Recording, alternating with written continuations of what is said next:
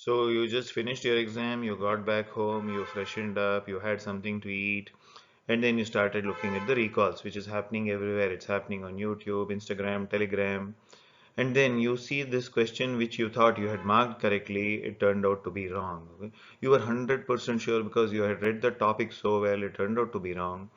And then you have this awful feeling. It was a silly mistake.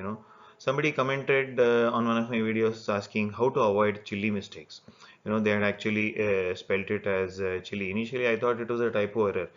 It was mentioned as chili mistakes twice. Then I realized it's actually a chili mistake. It's like biting into a green chili when you're eating something and it leaves such a bad taste in your mouth. You have this awful taste. You immediately have to drink water or put something sweet into your mouth. You start getting hiccups. Your eyes start watering. No, nose starts watering. And even after doing everything, that taste lasts in your mouth and it kind of spoils your taste buds for quite some time. So that is the kind of bad feeling you get when you make a silly mistake. So why do silly mistakes hurt so much? See, in every exam, there are about 50 to 60% questions I've told you, which everyone will be able to everyone is expected to answer. Example, which of the following anti-glaucoma drugs causes, lengthening of the eyelashes or hyperpigmentation of the iris? Four choices are there, and you will mark the correct answer as latanoprost or the prostaglandin analogs.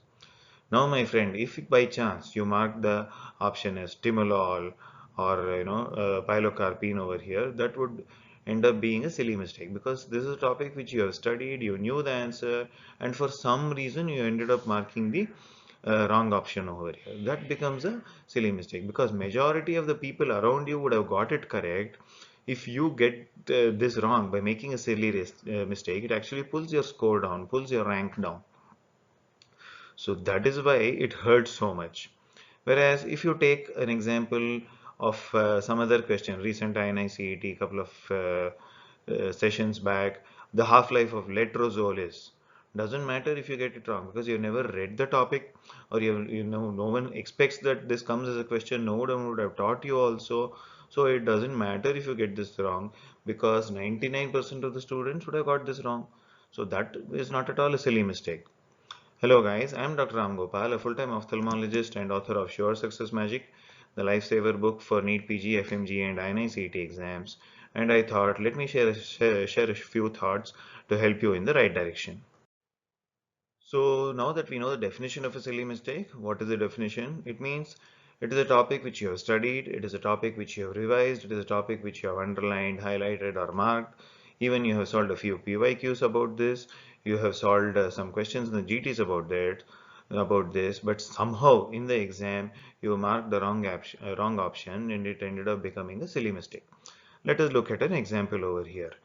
A chronic smoker for 10 years now presents with chronic cough, hemoptysis, and on investigation was found to have lung cancer.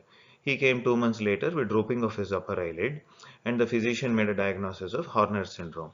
Yeah, these are the kind of lengthy questions which you get in exams these days. It may be NEET, PG, or FMG, but they're basically giving you everything over here. They have also told you that it is Horner syndrome. So all of the following are component of Horner syndrome except ptosis, mydriasis, anhidrosis, enophthalmos.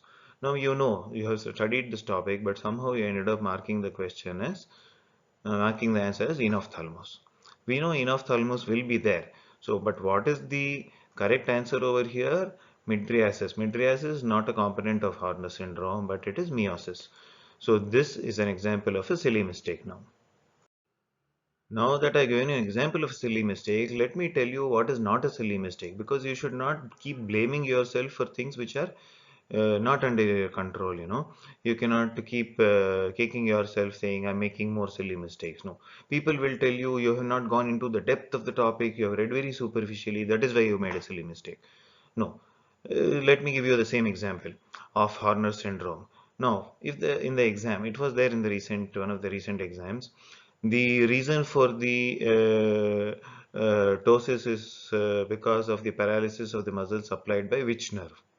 Is it facial nerve, trigeminal nerve, sympathetic nerve, or the oculomotor nerve? Now, this really makes you think, doesn't it? I mean, you should have a reasonable hold on the topic. You should have read it, gone into the depths to know that the answer here is because of the sympathetic nerve supply. Okay, so now this, if you didn't know, it is not a silly mistake. It is because you just didn't know about it. So, like I said, don't kick yourself for with things which are not silly mistakes, but make sure to kick yourself twice for making silly mistakes. So, what are the top three reasons for silly mistake? I would say all three are equally important. Not reading the question carefully, not reading the options carefully. See, starting from LKG, UKG, first standard, your parents keep telling you, read the question carefully, then write the answer. In entrance exams also, you have to read the questions carefully, read the options carefully, and then mark. Which of the following is not a component, or all of the following are components except. All these words are very important. So if you are trying to tell me, oh, I did not see this, I did not see that, and I accidentally marked, no, not excusable. It is actually a silly mistake.